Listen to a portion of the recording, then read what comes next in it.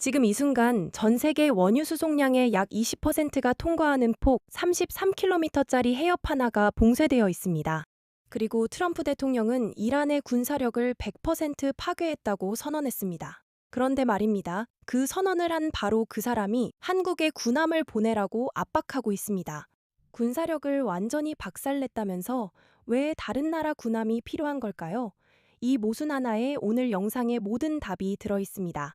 호르무즈 해협에 기뢰가 뿌려졌습니다. 한국이 수입하는 원유의 69.1%, 그리고 그중 95%가 이 해협을 통과합니다.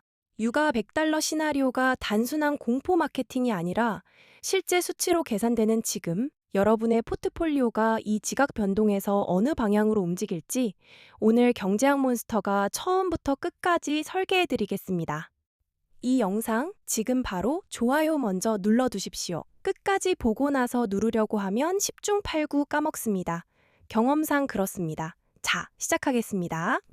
2026년 2월 28일, 미국과 이스라엘의 이란 대규모 정밀 공습으로 전쟁이 시작되었고, 이란은 즉각 호르무즈 해협을 봉쇄했습니다. 그리고 3월 14일, 트럼프 대통령은 소셜미디어를 통해 한국, 중국, 일본, 영국, 프랑스 5개국에 공식적으로 군함 파견을 요구했습니다. 공식 요청이 아닙니다. 요구입니다. 이 단어의 차이가 중요합니다. 도대체 무슨 일이 벌어지고 있는 걸까요? 표면만 보면 단순합니다. 이란이 해협을 막았고 미국이 동맹국들에게 함께 뚫으라고 하는 것처럼 보입니다. 그런데 이 그림의 진짜 뇌관은 따로 있습니다. 트럼프가 군사력을 100% 파괴했다고 선언한 상대에게 왜 5개국의 군함이 필요한 걸까요? 이 질문을 파고들면 전혀 다른 지정학적 설계도가 나옵니다. 첫 번째 이유는 리스크 분산입니다. 이란의 하메네이 최고 지도자가 사망하면서 권력 공백이 생겼습니다. 이 상황에서 이란 혁명수비대의 잔존 전력, 특히 드론과 기뢰 그리고 대함미사일은 여전히 작동하고 있습니다. 미군 단독으로 해협을 장기 호위하는 것은 정치적으로도 군사적으로도 부담입니다. 미국 내 여론이 또 다른 중동 수렁을 원하지 않기 때문입니다. 그래서 동맹국들을 끌어들여 비용과 위험을 나누는 구조를 만드는 것입니다. 두 번째 이유가 훨씬 더 중요합니다. 중국 압박 카드입니다. 5개국 목록을 다시 보십시오. 한국, 중국, 일본, 영국, 프랑스. 이 중 중국이 들어가 있다는 사실이 핵심입니다. 중국은 호르무즈 해협을 통과하는 원유의 최대 수입국입니다. 중동산 원유 없이는 중국 경제가 돌아가지 않습니다. 트럼프 입장에서는 중국에게 선택을 강요하는 겁니다. 미국 주도의 해협 호위 작전에 참여하면 미국의 질서에 편입되는 것이고, 거부하면 자국 에너지 안보를 스스로 포기하는 셈이 됩니다. 어느 쪽이든 트럼프에게는 유리한 구도입니다. 이건 군사 작전이 아니라 협상 테이블입니다. 그렇다면 한국은 어떤 상황에 놓여 있을까요? 한국 정부는 신중히 판단하겠다는 입장을 밝혔습니다. 2020년에도 비슷한 상황이 있었습니다.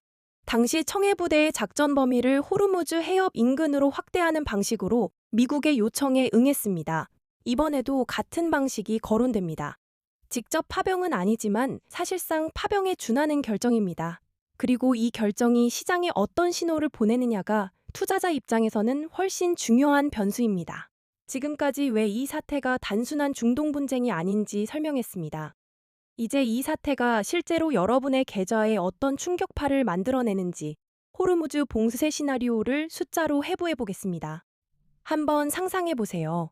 서울에서 부산까지 이어지는 고속도로가 단 하나뿐인데 그 도로 위에 누군가 기뢰를 뿌려놨습니다. 트럭들이 지나갈 수 없습니다. 물류가 멈춥니다. 가게 선반이 비어갑니다. 그런데 그 도로를 우회하는 길은 있습니다. 다만 2배 이상 멀고 비용도 2배입니다. 호르무즈 해협이 정확히 이 구조입니다. 호르무즈 해협이 봉쇄되면 원유 수송선들은 아프리카 남단 희망봉을 돌아가야 합니다. 거리는 약 6,000km가 늘어나고 운송시간은 2주 이상 추가됩니다. 운송비는 폭등합니다. 그리고 이 비용은 고스란히 원유 가격에 반영됩니다. 현재 전략 비축유 재고는 3개월에서 5개월치입니다. 봉쇄가 이 기간 안에 해소되면 시장은 충격을 흡수할 수 있습니다. 그런데 봉쇄가 5개월을 넘어서면 어떻게 될까요? 전략 비축유가 바닥을 드러내기 시작하고 그 시점에서 유가는 배럴당 $100를 돌파한다는 전망이 나옵니다. 현재 이란 내 권력 공백 상황을 고려하면 전문가들은 이번 봉쇄가 장기전보다는 1개월에서 3개월 사이의 단기 이슈로 마무리될 가능성이 높다고 봅니다. 하메네이 사망 이후 이란 내부에서 협상파가 득세할 여지가 있기 때문입니다. 그런데 말입니다. 시장은 실제 봉쇄 기간이 아니라 봉쇄 가능성 자체에 반응합니다. 이미 3월 초에 방산주, 해운주, 정유주가 중동 쇼크로 급등했습니다. 그리고 3월 4일 전방위 투매로 다시 급락했습니다. 그러다 3월 12일 기뢰 위협이 재부각되면서 방산주가 다시 주목받았습니다. 불과 열흘 사이에 급등, 급락, 재반등이 반복된 겁니다. 이 변동성이 공포인지 기회인지를 판단하는 것이 지금 투자자에게 가장 중요한 과제입니다. 자, 이제 진짜 돈이 되는 이야기를 시작하겠습니다. 시나리오를 3가지로 나눠서 각각 어떤 섹터가 움직이는지 설계해 드리겠습니다. 시나리오 첫 번째, 봉쇄가 1개월 이내에 해소되는 경우입니다. 이 경우 유가는 일시적으로 상승했다가 빠르게 안정됩니다. 이 구간에서 가장 먼저 움직이는 것은 정유주입니다. 정유사들은 원유를 사서 제품으로 만들어 파는 구조인데 원유 가격이 오르는 과정에서 이미 싸게 사둔 재고의 가치가 올라갑니다. 이를 재고 평가 이익이라고 합니다. 쉽게 말하면 마트에서 1만 원에 사둔 라면이 갑자기 2만 원이 된 것과 같습니다. 팔기도 전에 이미 이익이 생긴 구조입니다. 단기 봉쇄 시나리오에서는 정유주가 가장 빠르고 직접적인 수혜를 받습니다. 시나리오 두 번째, 봉쇄가 1개월에서 3개월 사이로 이어지는 경우입니다. 이 구간에서는 해운주가 본격적으로 움직입니다. 희망봉 우회 항로가 가동되면 선박 수요가 폭증합니다. 같은 물량을 나르는데 더 많은 배가 필요하기 때문입니다. 운임이 오르고 해운사들의 수익이 급증합니다. 2021년 코로나 물류 대란 때 해운 운임이 10배 가까이 폭등했던 것을 기억하십니까? 그 구조와 동일합니다. 다만 이번에는 특정 항로에 집중된 충격이기 때문에 중동 노선 비중이 높은 해운사일수록 더 직접적인 수혜를 받습니다. 시나리오 세 번째, 봉쇄가 3개월을 넘어 장기화되는 경우입니다. 이 시나리오에서는 방산주가 핵심입니다. 해협 호위 작전이 장기화될수록 군함 유지 보수, 기뢰 탐지 장비, 드론 방어 시스템에 대한 수요가 지속됩니다. 한국 정부가 청해부대 작전 범위를 확대하는 결정을 내린다면 국내 방산업체들에게는 직접적인 수주 기회가 생깁니다. 특히 기뢰 탐지 및 제거 장비, 함정 자기보호 시스템 관련 업체들이 주목받는 이유가 여기에 있습니다. 그런데 여기서 반드시 짚어야 할 것이 있습니다. 3월 4일의 전방위 투매를 기억하십니까? 급등 후 급락. 이 패턴이 왜 발생했을까요? 시장 참여자들이 초기 충격에 과도하게 반응했다가 냉정하게 계산해보니 단기 봉쇄 가능성이 높다는 판단이 확산되면서 차익 실현이 쏟아진 겁니다. 이 패턴은 지정학적 이슈가 터질 때마다 반복됩니다. 총성이 울리면 사고, 해결 기미가 보이면 판단은 오래된 시장 격언이 여기서도 작동한 겁니다. 그렇다면 지금 이 시점에서 투자자가 취해야 할 태도는 무엇일까요? 패닉셀, 즉 공포에 의한 투매는 가장 나쁜 선택입니다. 동시에 묻지마 매수도 위험합니다. 지금 필요한 것은 시나리오별 포지션 설계입니다. 농사를 짓는 농부를 생각해 보십시오. 비가 올지 안 올지 모르는 상황에서 농부가 할 수 있는 최선은 무엇일까요? 비가 와도 괜찮고 안 와도 괜찮은 작물 배치를 미리 해두는 겁니다.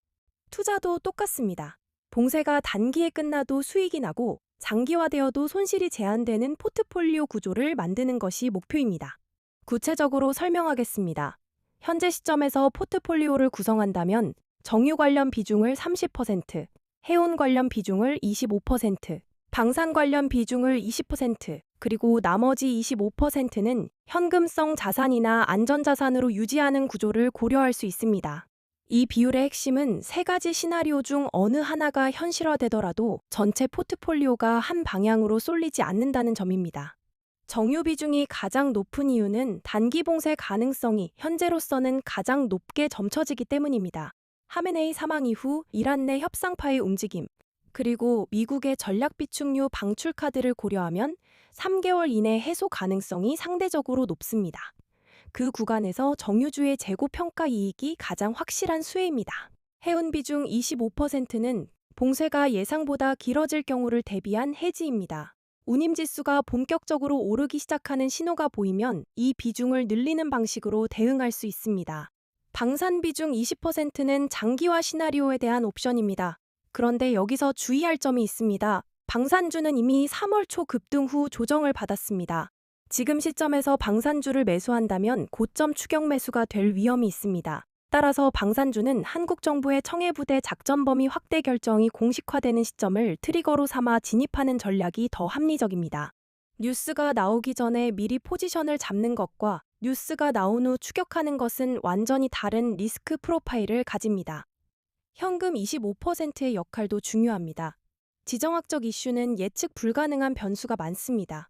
이란 내 강경파가 권력을 잡거나 해협에서 실제 교전이 발생하는 시나리오가 현실화될 경우 시장은 또 한 번 급락할 수 있습니다.